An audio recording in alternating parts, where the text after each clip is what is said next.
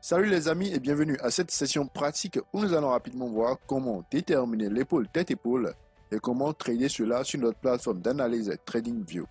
Je tiens à rappeler que tout ce que nous faisons sur la plateforme d'analyse TradingView, vous pouvez également le faire sur la plateforme d'analyse MetaTrader 4 ou plein d'autres plateformes d'analyse. Alors, comme vous le savez déjà, dans le cours, nous avions dit que l'épaule tête-épaule est une figure qu'on retrouve à la fin d'une phase haussière. Donc ici, vous pouvez remarquer avec moi que j'ai tracé une droite de tendance haussière et nous avons eu notre épaule tête-épaule à la fin de notre tendance haussière. Donc ici, nous avions l'épaule gauche, nous avons la tête et nous avons l'épaule droite.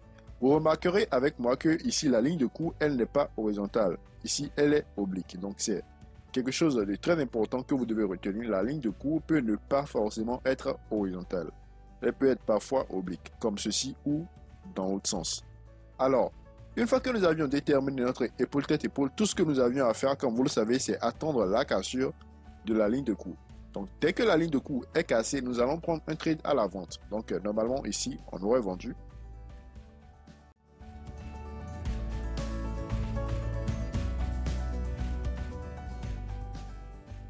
Donc, après la clôture de cette bougie, on l'aurait vendu. Et lorsque nous allions vendre à ce niveau-ci, nous allons mettre nos stop loss au-dessus de l'épaule droite. Donc on va mettre nos stop loss en haut ici.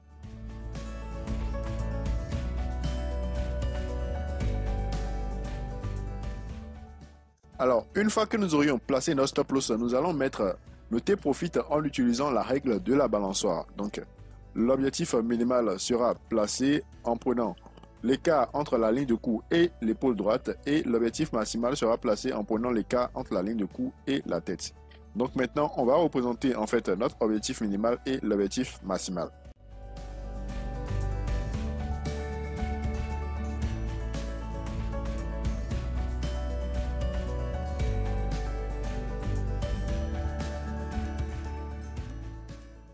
Alors, lorsque nous avions pris l'écart entre la ligne de coup et l'épaule droite, voilà, là où nous devions placer notre objectif minimal. Et on remarque bien qu'après la cassure, l'objectif minimal a bien été atteint. Maintenant, nous allons représenter notre objectif maximal.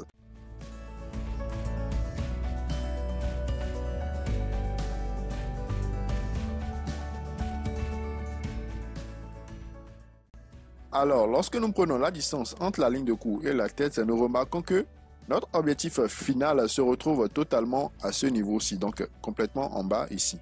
Et cela correspond même à cette zone de support, donc je vais délimiter la zone. Donc on remarque que notre zone d'objectif final correspond à cette zone de support pour le prix. Voilà donc comment est-ce que vous allez repérer l'épaule tête-épaule et comment est-ce que vous allez pouvoir trader cela. Donc en résumé, lorsque vous avez déterminé votre épaule tête-épaule, vous attendez juste la cassure de la ligne de coup et vous entrez en position à la vente. Une fois votre position prise, vous allez maintenant déterminer vos objectifs de gain et vous allez placer votre stop loss. Le stop loss sera placé au-dessus de l'épaule droite, donc dernière épaule formée avant la cassure, et vos T-profits seront placés en utilisant la règle de la balançoire. L'objectif minimal sera placé en prenant l'écart entre l'épaule droite et la ligne de coup, et l'objectif final sera placé en prenant l'écart entre la tête et la ligne de coup. Merci d'avoir suivi cette session. N'hésitez surtout pas à poser des questions si vous n'avez pas compris quelque chose et rendez-vous à la prochaine session.